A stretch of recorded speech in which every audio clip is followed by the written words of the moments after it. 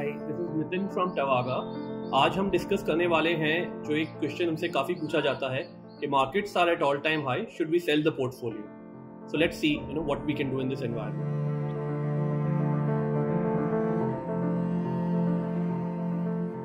So the basic question, which we get asked every single day is कि markets आज 50,000 touch कर गया, Sensex 51,000 touch कर गया, अब is it the right time to just sell your portfolio and move on?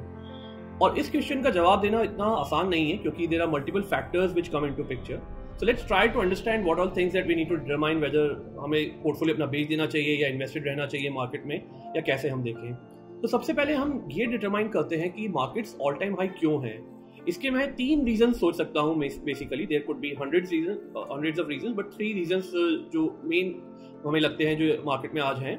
Global liquidity, जैसा आपने देखा US treasuries have been printing money and that is in turn fuelling the liquidity in global markets and everything. तो वो एक बहुत बड़ा reason है जिसकी वजह से काफ़ी आपके मार्केट्स न सिर्फ इंडिया में बल्कि पूरी दुनिया में काफ़ी बॉयंट हैं और हर जगह काफ़ी उछाल आया है बाजार में। तो ये एक काफ़ी बड़ा रीज़न है।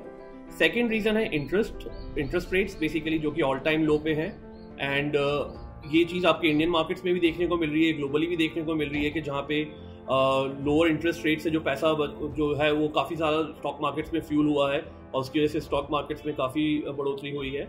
और थर्ड इंपॉर्टेंट फैक्टर है रिटेल मनी।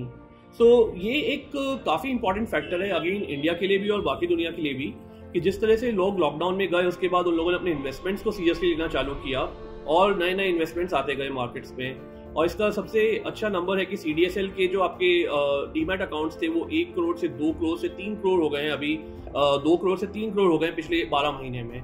तो इस तरह का जब रिटेल मनी भी वापस नया मार्केट्स में आता है तो वो काफ़ी बड़ा सपोर्ट देता है मार्केट को और काफ़ी उसकी वजह से बाजार में बढ़ोतरी होती है, तेजी आती है। अब इम्पॉर्टेंट क्वेश्चन ये है कि इस एनवायरनमेंट में आपको क्या किया जाए। क्योंकि आप जब भी CNBC या कोई भी न्यूज़ चैनल खोलेंगे आपको एकदम से वहाँ पे एक्सपर्ट्स दिखेंगे जो बोलेंगे oh valuations are at all time high, price book पे इतना महंगा हो गया है बाजार, प्राइस अर्निंग पे इतना महंगा हो गया है बाजार। तो valuation is that a single factor to see and consider जबकि आप अपने इन्वेस्टमेंट्स के बारे में सोचेंगे। And this is the place where we differ because ये एक पूरा एक फैक्टर नहीं हो सकता है आपके एक इन्वेस्टमेंट को कंसिडर करने के लिए।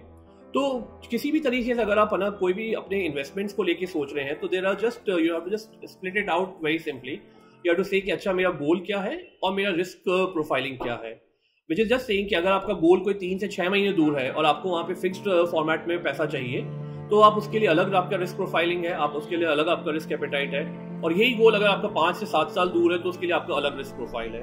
So this is one way of thinking, कि how should you think about particular investments, whether you should keep it or whether you should sell it off.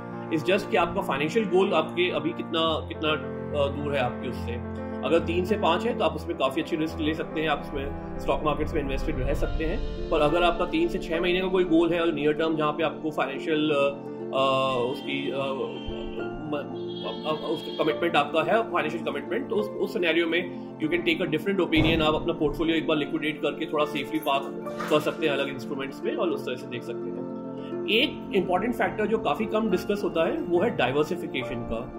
और डाइवर्सिफिकेशन को आप इस टाइम पे काफ़ी अच्छे से यूज़ कर सकते हैं क्योंकि आप अपने इन्वेस्टमेंट्स को लेके आप गोल्ड ETF में डाल सकते हैं, आप इंटरनेशनल ETFs में भी डाल सकते हैं, आप डोमेस्टिक इक्विटीज़ में भी डाल सकते हैं। इनफैक्ट आप फिक्स्ड डिपॉजिट्स और बॉन्ड्स में भी डाइवर्सिफाई कर सकते हैं अलग अलग तरीके से। और वो चीज़ आपका वो पूरा आपका ध्यान रखेगा कि आपका फाइनेंशियल गोल्स किस तरीके से ऑपरेट हो रहे हैं और आपको एग्जैक्टली इस एनवायरनमेंट में क्या करना चाहिए। सिंपल स्ट्रैटेजी, हर फाइनेंशियल गोल आपका अलग है, हर आपका रिस्क प्रोफाइलिंग उसके लिए अलग है और उसके हिसाब से आप अलग कॉल लीजिए। There is no one answer कि आपको अपना पोर्टफोलियो बेच देना चाहिए या आपको अपना पोर्टफोलियो पूरा इन्वेस्टेड रखना चाहिए। आपको अलग अलग फाइनेंशियल गोल के हिसाब से अलग अलग इनिशिएटिव। Thank you.